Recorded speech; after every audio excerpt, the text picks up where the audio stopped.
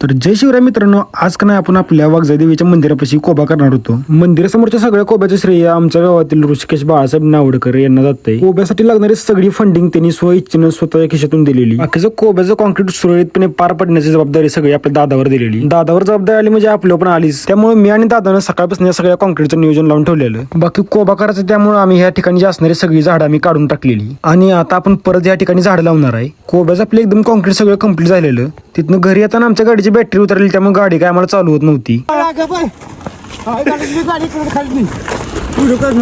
त्यानंतर घरी आलो, जरा थंड पाणी बिणी पिलं आणि तिथनं डायरेक्ट दादासोबत आम्ही निघालो सगळी कराडला.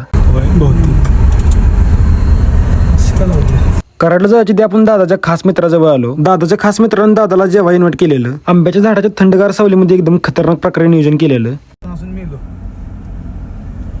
तिथनं आपण एका आपल्या नवीन साईटवर आलो एका क्लायंटला भेटायला. कराडमध्ये आपली अजून एक नवीन साईट चालू होणार आहे. त्या साईटवरचं काम आवरकलं आणि तिथून डायरेक्ट आपल्या बनवडीतल्या साईटवरती आलो. बनवडीतल्या आपल्या साईटवरती स्लॅबचं शटरिंग चालू होतं. ड्रॉइंगमध्ये चेंजेस झाल्यामुळे ह्या साईटवरचं 4-5 दिवसात अजून काम वाढलेलं आपलं.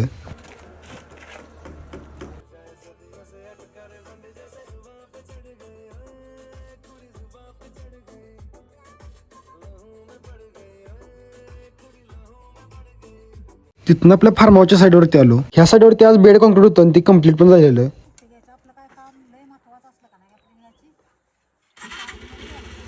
त्यानंतर उद्याच्याला आपल्याला या बीमचं कास्टिंग करायचं आहे. त्यामुळे कामगाराचे सगळं नियोजन समजावून टाकलं दादानं.